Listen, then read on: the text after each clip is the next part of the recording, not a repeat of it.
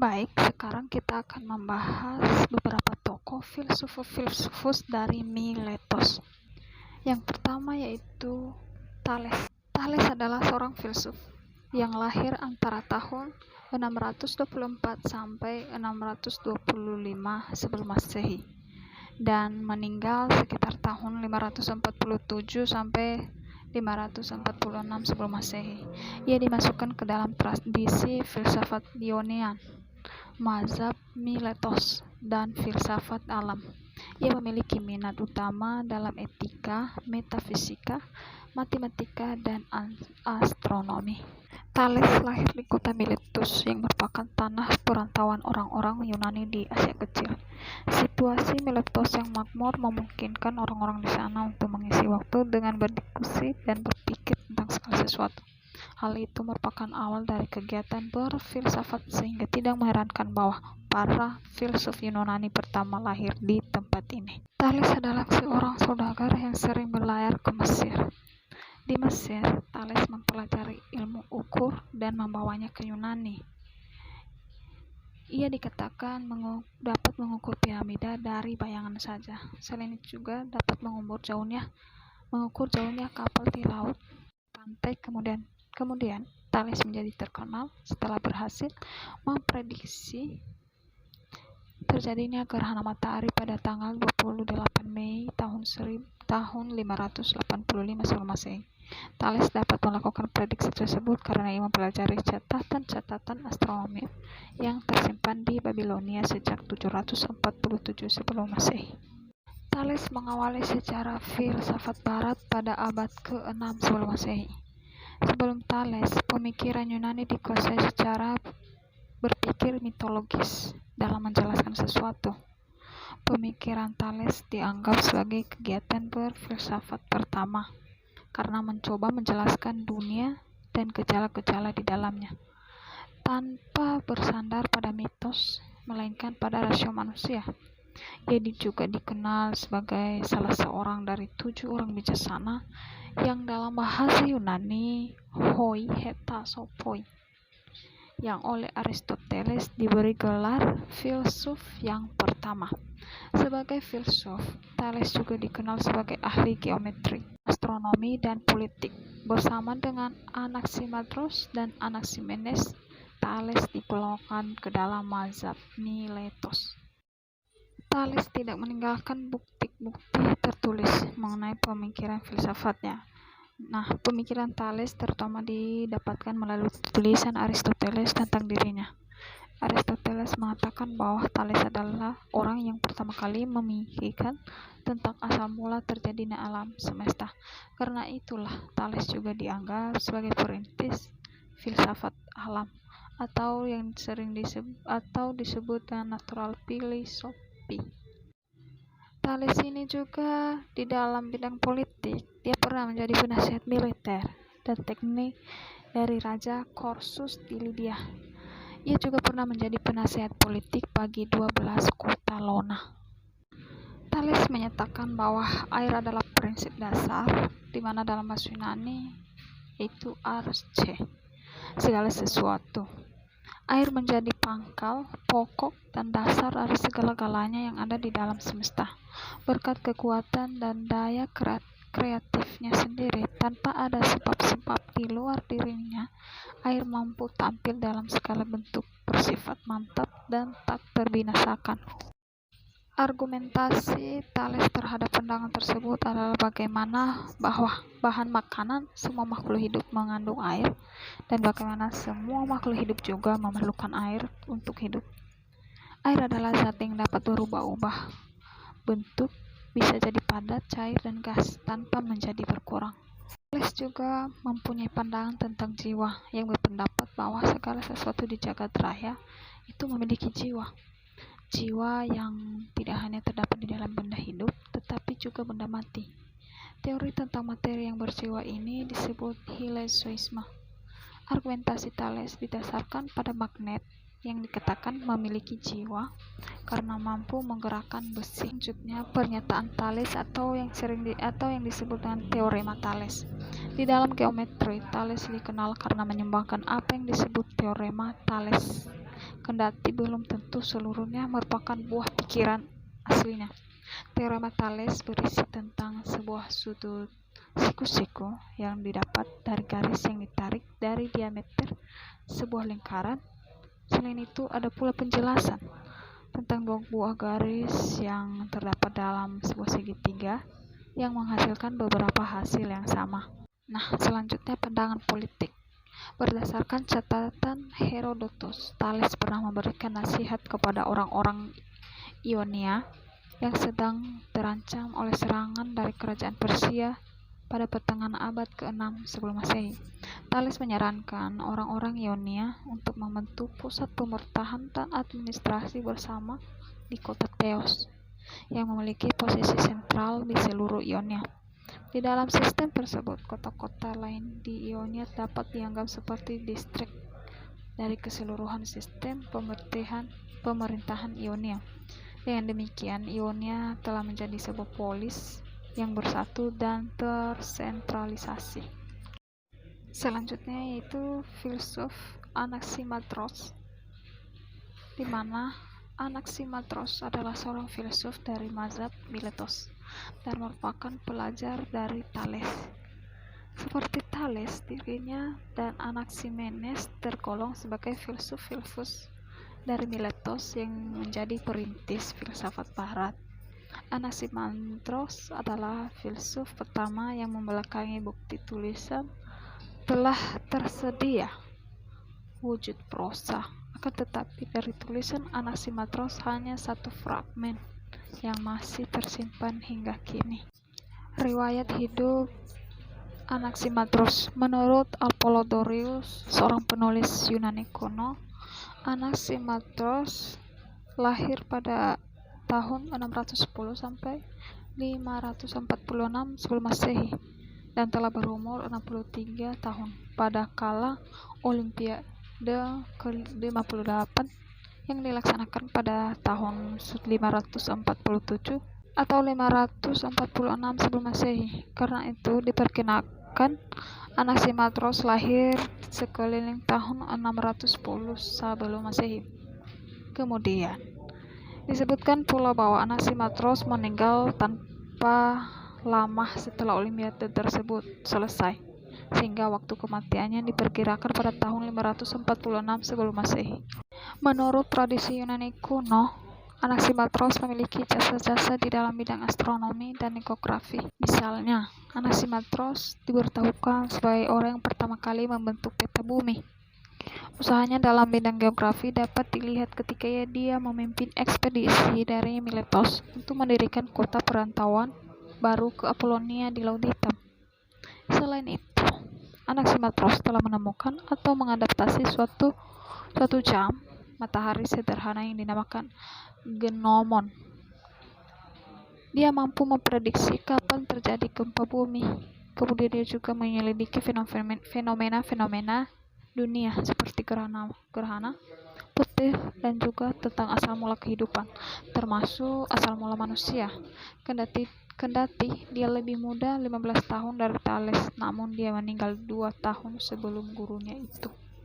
Anaximandros ini memiliki gagasan penting atau pemikiran dasar, yaitu prinsip to apeiron sebagai prinsip dasar segala sesuatu. Walaupun Anaximandros merupakan pelajar Thales, namun dia menjadi terkenal justru karena mengkritik orientasi gurunya tentang air sebagai prinsip dasar segala sesuatu. Menurutnya, bila air merupakan prinsip dasar segala sesuatu, maka seharusnya air terdapat di dalam segala sesuatu dan tanpa jadi kembali zat yang berlawanan dengannya. Namun, kenyataannya, air dan api bergantian berlawanan, sehingga air bukanlah zat yang jadi di dalam segala sesuatu.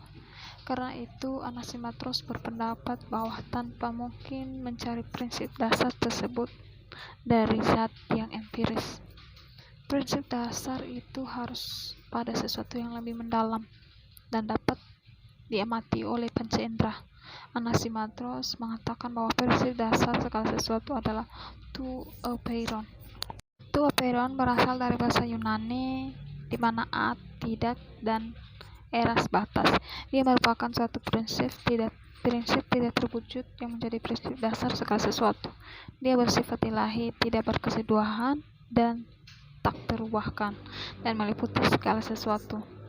Dari prinsip inilah berasal segala sesuatu yang jadi di dalam jagat raya, sebagai unsur-unsur yang berlawanan, atau yang panas dan dingin, yang kering dan yang basah, malam dan terang. Kemudian untuk prinsip ini juga semua pada akhirnya akan kembali pada orientasi tentang dunia semesta. Dengan prinsip to apeiron, Anasimatros membangun orientasinya tentang dunia semesta. Menurut Anasimatros, dari to apeiron berasal segala sesuatu yang berlawanan, yang terus berperang satu sama lain, yang panas membalut yang dingin, sehingga yang dingin itu terkandung di dalamnya. Dari yang dingin itu terjadilah cair dan beku. Yang beku inilah yang kemudian menjadi bumi. Api yang membalut yang dingin itu kemudian terpecah-pecah pula. Pecahan-pecahan tersebut berputar-putar kemudian terpisah-pisah sehingga terciptalah matahari, bulan dan bintang. Bumi diberitahukan telah tersedia wujud silinder yang lebarnya 3 kali lebih besar dari tingginya.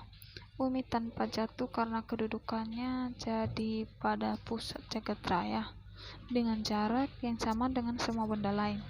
Tentang bumi, Thales telah menerangkan bahwa bumi melayang di atas lautan. Akan tetapi, perlu dinyatakan pula tentang asal mula lautan. Anasimatros menerangkan bahwa bumi pada awalnya mulanya dibalut oleh udara yang basah. Karena berputar terus-menerus, maka berangsur-angsur bumi menjadi kering. Akhirnya tinggallah udara yang basah itu sebagai laut pada bumi. Orientasi tentang makhluk hidup. Tentang terjadinya makhluk hidup di bumi, Anasimatros berpendapat bahwa pada awal mulanya bumi diliputi air semata-mata. Karena itu makhluk hidup pertama yang jadi di bumi adalah manusia. Karena panas yang dikeliling bumi jadi laut yang mengering dan menjadi daratan. Anasimatros berargumentasi bahwa tanpa mungkin manusia yang menjadi makhluk pertama yang hidup di darat, karena bayi manusia memerlukan bimbingan orang lain pada fase awal kehidupan. Karena itulah makhluk pertama yang naik ke darat adalah sejenis ikan yang beradaptasi di daratan dan kemudian menjadi manusia. Sekarang yang ketiga yaitu filsuf Anaximenes di Miletus. Anaximenes adalah seorang filsuf yang berasal dari kota Miletos, sama dengan seperti Thales dan Anasimatros. Dia hidup sejaman dengan kedua filsuf tersebut. Anasimenes ini lebih muda dari Anasimatros. Ia disebut dalam tradisi filsafat barat bersama dengan Thales dan Anasimatros sebagai anggota mazhab Miletos. Anasimenes ini lahir di Miletos, Turki pada tahun 546 sebelum Masehi. Dia berkebangsaan Yunani kuno dan lahir dari keluarga Euristratos of Milet. Kehidupan Anasimenes ini kebanyakan informasinya diketahui dari murid-muridnya. Menurut Plautus, Anasimenes adalah murid dari Anaximenes, yang kemudian Anaximenes ini meninggal antara tahun 545 atau 527. Nah, di sini ada pemikiran dasar dari filsuf Anasimenes, yaitu udara adalah substansi fundamental pembentuk dari seluruh makhluknya. Udara adalah unsur atau substansi paling fundamental yang membentuk alam semesta beserta seluruh isinya. Dia pun mengkritisi pemikiran gurunya Thales. Ia berpendapat bahwa air yang menurut Thales adalah substansi fundamental baginya kurang tepat. Hal ini dikarenakan dikarenakan menurutnya air sendiri muncul dari substansi yang lain, yakni dari karena menurutnya udara ini kemudian memadat, kemudian udara yang padat tersebut diperas sehingga terjadi turunnya air hujan. Menurutnya awan hujan, es, dan salju itu disebabkan oleh udara kentang yang beranggapan bahwa api juga berasal dari udara yang dijernihkan dan encer. Dan kemudian tanah juga berasal dari udara yang dipadatkan dengan sangat keras, sehingga dapat ditarik kesimpulan bahwa suatu unsur yang diciptakan dari udara itu dipengaruhi oleh proses pemadatan dan tingkat kepadatan udara itu sendiri. Anaximenes juga berpendapat tentang bentuk bumi, bahwa sahnya bumi itu terbentuk datar dan membentang luas serta dilingkupi oleh udara seperti meja bundar. Selain itu, menurutnya bumi juga bernapas sebagaimana manusia yang bernapas. Begitu juga pendapatnya dalam bidang astronomi. Anaximenes adalah orang Yunani yang pertama kali dapat membedakan dengan sangat jelas perbedaan antara planet dengan bintang, dan dari sana prinsipnya tersebut dia gunakan kembali dalam menjelaskan berbagai fenomena alam yang ada di dunia. Selanjutnya yaitu filsuf Pythagoras. Pythagoras itu berasal dari Samos. Dia seorang filsuf Yunani Ionia kuno dan perintis aliran Pythagoreanisme. Ajaran politik dan keagamaan yang dikenal di kawasan Magna Graecia pada masanya dan telah memengaruhi pemikiran Plato dan Aristoteles, sehingga secara tidak langsung juga telah berdampak terhadap perkembangan filsafat barat. Pythagoras lahir pada lebih kurang 570 sebelum Masehi di Samos, Yunani, dan meninggal pada lebih kurang 500 sampai 490 sebelum Masehi di Metapontum di Italia. Pythagoras ini adalah seorang matematikawan dan filsuf Yunani yang paling dikenal melalui teoremanya. Dia dikenal ini sebagai bapak bilangan karena dia memberikan sumbangan yang penting terhadap filsafat dan ajaran keagamaan pada akhir abad ke-6 sebelum Masehi.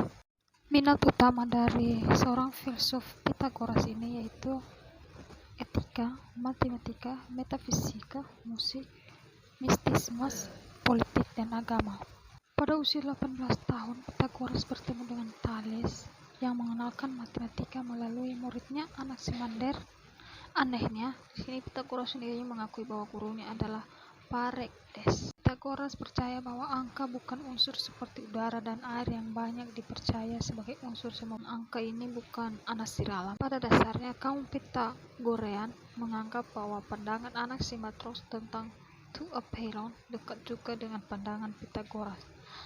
To apeiron melepaskan unsur-unsur berlawanan agar terjadi keseimbangan atau keadilan. Pandangan Pythagoras mengungkapkan bahwa harmoni terjadi berkat angka. Bila segala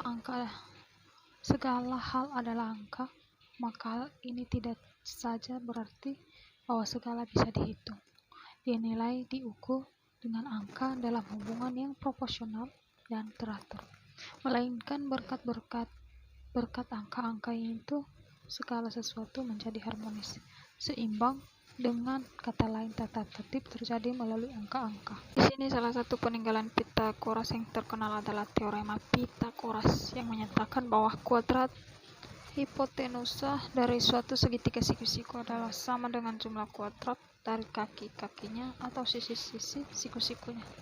Walaupun fakta di dalam teorema ini telah banyak diketahui sebelum lahirnya Pythagoras, namun teorema ini dikreditkan kepada Pythagoras karena ialah yang pertama kali membuktikan pemanfaatan ini secara matematis. Setelah itu Pythagoras meninggalkan Samos pada 1518 sebelum Masehi. Tidak lama kemudian dia di situ membuka sekolah di Kroton yang menerima murid tanpa membedakan. Selanjutnya itu Xenophanes. Xenophanes ini dari Kolopon, merupakan seorang filsuf yang termasuk dalam mazhab Elea. Menurut tradisi filsafat Yunani, ia merupakan pendiri mazhab Elea dan guru dari Parmenides. Dan sebagai filsuf, ia dikenal sebagai seorang penyair. Pemikirannya, filsafatnya disampaikan melintasi puisi. Selain tema-tema filsafat, ia menulis puisi dengan tema-tema tradisional seperti cinta, perang, permainan, dan sejarah. Ia juga berani mengkritik Homeros dan Hesiodes, yaitu seorang penyanyi Yunani yang terkenal pada waktu itu. Karya filsafatnya dalam bentuk puisi sudah lenyap di masa akhir. Karya itu diberi nama Perihal Alam atau Concerning Nature. Panas itu berasal dari perpaduan ilmuwan kecil. Dituturkan di dalam salah satu fragmen puisinya sendiri bahwa ia meninggalkan kota sana pada usia 25 tahun. Ia meninggalkan kota tersebut setelah kota diduduki bangsa Rusia pada tahun 545 sebelum Masehi. Dengan demikian, ia lahir sekitar tahun 570 sebelum Masehi. Akhir dituturkannya pula bahwa ketika ia menulis puisi tersebut, ia sudah berusia 67 tahun. Xenophanes berusia di atas 100 tahun, karena itu kematiannya diperkirakan sekitar tahun 480 sebelum Masehi. Ketahui bahwa Xenophanes mengarang suatu syair ketika kota Elea didirikan pada tahun 540 sebelum Masehi. Ini ada pemikiran dari Xenophanes menyatakan manusia tidak dapat mendapatkan pengetahuan yang mutlak. Akan tetapi, ketika yang sama, manusia wajib mencari pengetahuan tersebut walaupun hanya berupa suatu kemungkinan. Xenophanes juga menentang metode pandangan orang Yunani pada waktu itu terhadap dewa-dewi. Ia memberikan kritik terutama kepada Herodotos dan Hesiodos yang memberikan pengaruh luhur terhadap masyarakat Yunani. Menurut kedua penyair itu, dewa-dewi memainkan berbagai afal yang memalukan, seperti pencurian, zina, dan penipuan satu sama lain. Ini juga Xenophanes berpendapat tentang dunia semesta, bahwa matahari berlangsung terus dengan gerak lurus, dan setiap pagi terbitlah matahari baru. Gerhana disebabkan oleh matahari jatuh ke dalam lubang. Ia juga memandang bintang-bintang sebagai awan-awan yang berapi sehingga bersinar ketika malam. Sinar itu seperti batu bara yang memerah, dan ketika pagi hari api dan air dari awan itu padam kembali. Setelah sesuatu dipandang berasal dari bumi, dan bumi pula menjadi tujuan kesudahan segala sesuatu. Manusia berasal dari bumi dan cairan, sedangkan laut merupakan sumber dari segala cairan dan juga angin. Lautan yang luas memproduksi awan angin dan sungai-sungai. Pelangi dipandang sebagai awan yang berwarna-warni. Halo teman-teman semua, sahabat fisika, kembali bersama saya Sumen Legete. Nah, di video kali ini teman-teman kita akan membahas nama tokoh-tokoh para filsuf atau sejarawan dalam kajian pengembangan fisika. Siapa aja nama tokoh-tokoh tersebut dalam kajian pengembangan fisika? Berikut ini pembahasannya teman-teman. Oke teman-teman, berikut tokoh-tokoh filosofi pada kajian perkembangan fisika.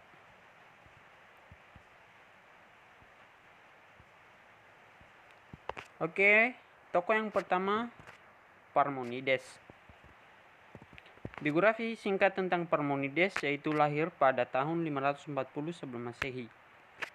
Ia berasal dari kota Elea, Italia Selatan. Ia juga berasal dari keluarga kaya dan terhormat. Parmenides juga menyusun konstitusi untuk Elea. Parmenides adalah seorang filsuf dari mazhab Elea. Arti nama Parmenides adalah terus stabil atau penampilan yang stabil. Di dalam mazhab Elea, Parmenides merupakan tokoh yang paling terkenal. Pemikiran filsafatnya bertentangan dengan Herakleitos, sebab ia berpendapat bahwa segala sesuatu yang ada tidak berubah. Dan Parmenides merupakan murid dari Xenophanes. Parmenides meninggal pada tahun 470 sebelum Masehi. Oke, berikut pemikiran Parmenides tentang yang ada. Parmenides menuliskan filsafatnya dalam bentuk puisi. ada ratusan baris puisi Parmenides yang masih tersimpan hingga kini. Puisi Parmenides terdiri dari prakata dan dua bagian. Dua bagian tersebut masing-masing berjudul Jalan Kebenaran dan Jalan Pendapat. Bagian prakata dan Jalan Kebenaran tersimpan secara lengkap, yakni 111 ayat. Bagian kedua, Jalan Pengetahuan, hanya tersimpan sebanyak 42 ayat. Inti utama dari Jalan Kebenaran adalah keyakinan bahwa hanya yang ada itu ada. Parmenides tidak mendefinisikan apa yang dimaksud yang ada, namun menyebutkan sifat-sifatnya. Menurut Parmenides, yang ada itu bersifat meliputi segala sesuatu, tidak berpindah tempat, tidak berubah, dan tidak terhancurkan. Selain itu, yang ada itu juga tidak tergoyahkan dan tidak dapat disangkal. Menurut Parmenides, yang ada adalah kebenaran yang tidak mungkin disangkal. Bila ada yang menyangkalnya, maka ia akan jatuh pada kontradiksi. Dan berikut konsekuensi-konsekuensi Parmenides. Yang pertama-tama, yang ada adalah satu dan tak terbagi, sedangkan pluralitas tidak mungkin. Kemudian yang kedua, yang ada tidak dijadikan dan tidak dapat dimusnahkan. Dengan kata lain, yang ada bersifat kekal dan tak terubahkan. Dan yang ketiga, harus dikatakan pula bahwa yang ada itu sempurna, seperti sebuah bola yang jaraknya dari pusat ke permukaan semuanya sama.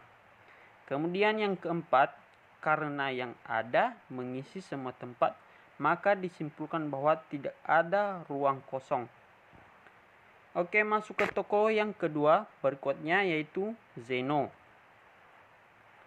Biografi singkat tentang Zeno, yaitu lahir sekitar 495 sebelum Masehi di Elea. Zeno dari Elea adalah filsuf pra-Sokrates dari Yunani besar dan anggota aliran Eleatik yang didirikan oleh Parmenides. Aristoteles menyebutnya sebagai penemu dialektik. Dia sangat dikenal melalui karyanya Paradoks, atau dikenal dengan Paradoks Zeno, yang digambarkan oleh Bernard Russell sebagai tempat tajam dan mendalam. Sedikit yang diketahui mengenai kehidupan Zeno, kendati ditulis pada hampir satu abad setelah berpulangnya Zeno. Sumber pokok informasi riwayat hidup Zeno adalah karya Plato berjudul Parmenides, dan dia juga disebutkan di dalam karya Aristoteles yang berjudul Fisika. Zeno meninggal sekitar 430 sebelum Masehi di Elea.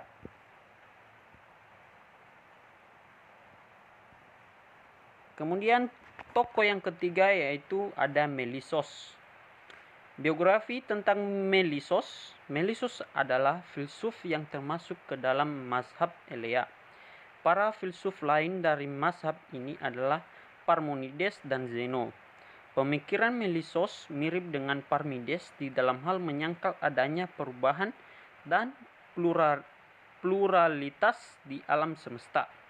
Tidak banyak yang dapat diketahui mengenai riwayat hidupnya. Melissos berasal dari Pulau Samos. Ia hidup pada abad ke-5 sebelum Masehi. Hal tersebut didapatkan berdasarkan sumber yang menyatakan bahwa ia menjadi panglima armada laut Samos yang melakukan penyerangan ke Athena pada tahun 440 sebelum Masehi.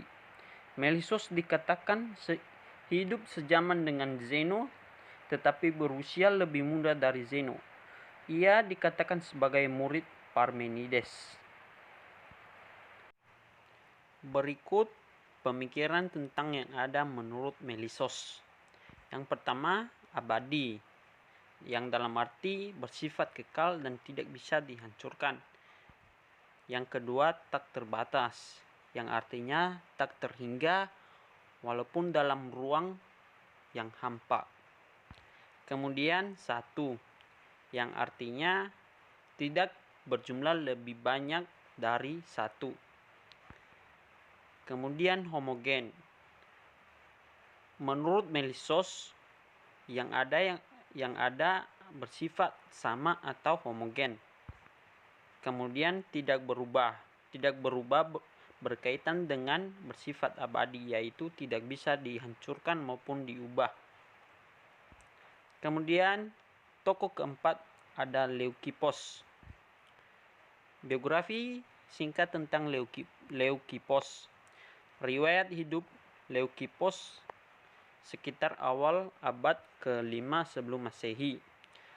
Sulit diketahui sebab hanya sedikit sumber kuno yang berbicara tentang kehidupan dan karyanya. Tempat kelahiran Leukipos tidak diketahui, namun ada sumber kuno yang mengatakan bahwa Leukipos berasal dari kota Miletos atau kota Elea. Leukipos dikatakan memiliki hubungan dengan mazhab Elea.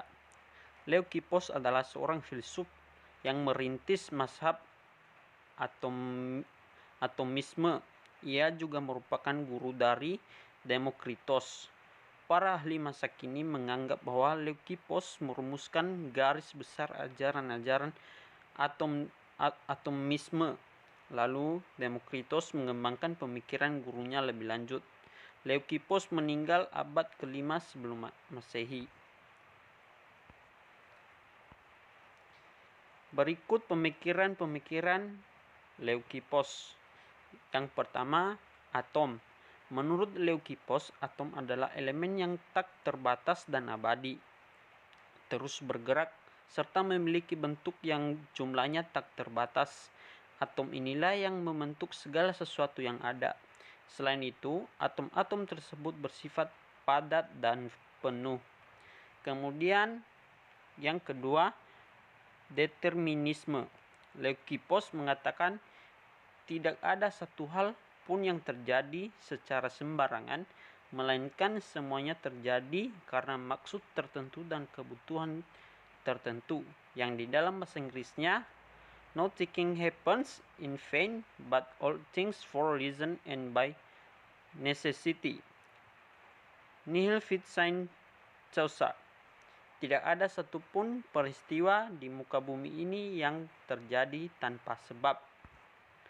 Kemudian masuk kita ke tokoh yang kelima, yaitu Anaxagoras. Berikut biografi singkat tentang Anaxagoras. Anaxagoras 500 sampai 428 sebelum Masehi. Lahir di kota Klazomenai, Ionia, Asia Kecil, sekitar tahun 500 sebelum Masehi. Pada tahun 480 sebelum Masehi, Anaxagoras meninggalkan kota asalnya dan menetap di Athena. Ia tinggal di Athena selama kurang lebih 50 tahun.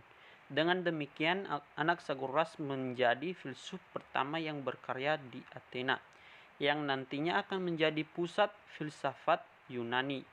Di Athena, Anaxagoras berteman dengan Perikles, seorang politikus terkenal di Athena. Selain itu, disebutkan pula bahwa Euripides, dramawan tersorot kesusastraan Yunani, adalah murid Anaxagoras. Ketika Perikles telah berusia lanjut, musuh-musuhnya berhasil memfitnah Anaxagoras dengan tuduhan murtad dan Anaxagoras diancam hukuman mati. Tampaknya Anaxagoras difitnah karena ia menganggap matahari dan bulan bukan sebagai dewa, melainkan benda-benda material semata. Dengan pertolongan Perikles, ia dilepaskan dari penjara dan melarikan diri ke kota Lamsakos. Anaxagoras dikatakan meninggal di sana pada usia 72 tahun. Berikut pemikiran Anaxagoras. Yang pertama, tentang benih-benih sebagai prinsip alam semesta. Anaxagoras sama seperti Empedokles yang menyatakan bahwa prinsip dasar yang menyusun alam semesta tidaklah tunggal, tetapi mereka berbeda di dalam jumlahnya. Empedokles menyatakan bahwa hanya ada 4 zat yang menjadi prinsip alam semesta. Sedangkan Anaxagoras menyatakan bahwa jumlah prinsip tersebut tak terhingga, zat-zat tersebut disebutnya benih-benih atau spermata. Menurut Anaxagoras, setiap benda, bahkan seluruh realitas di alam semesta, tersusun dari suatu campuran yang mengandung semua benih dalam jumlah tertentu. Yang kedua tentang nous. Jikalau Empedokles menyatakan ada dua prinsip yang menyebabkan perubahan-perubahan dari zat-zat dasar, yaitu cinta dan benci, maka Anaxagoras menyatakan hanya ada satu prinsip yang mendorong perubahan-perubahan dari benih-benih tersebut, yakni nous. Nous berarti roh atau rasio. Ia tidak tercampur dengan benih-benih dan terpisah dari semua benda, tetapi menjadi prinsip yang mengatur segala sesuatu. Anaxagoras mengatakan bahwa nous merupakan unsur yang paling halus dan paling murni dari segala yang ada. Kemudian pemikirannya yang ketiga yaitu tentang alam semesta. Ajaran Anaxagoras tentang alam semesta mirip dengan filsuf-filsuf pertama dari Ionia, khususnya Anaximenes. Anaxagoras berpendapat bahwa badan-badan jagat raya terdiri dari batu-batu yang berpijar akibat kecepatan tinggi dari pusaran angin yang menggerakkannya. Kemudian pemikirannya yang keempat tentang makhluk hidup. Anaxagoras adalah filsuf pertama yang membedakan secara jelas antara makhluk hidup dengan yang tidak hidup. Dikatakan bahwa nous memang menguasai segala-galanya, tetapi tidak ada di dalam makhluk yang tidak hidup, termasuk tumbuh-tumbuhan. Kemudian pemikirannya yang kelima yaitu tentang pengenalan. Berbeda dengan Empedokles yang menyatakan bahwa yang sama mengenal yang sama, menurut Anaxagoras prinsip pengenalan justru yang berlawanan mengenal yang berlawanan. Argumentasi yang diberikan olehnya adalah pengenalan inderawi manusia yang disertai rasa nyeri, misalnya bila tangan meraba air panas atau mata melihat benda yang terlalu terang. Oke teman-teman, itulah nama tokoh-tokoh para filsuf atau sejarawan dalam kajian perkembangan fisika. Terima kasih sudah menonton video ini. Sekian dari saya. Jika ada kesalahan dalam penyampaian kata bahasa, mohon dimaklumi. Terima kasih.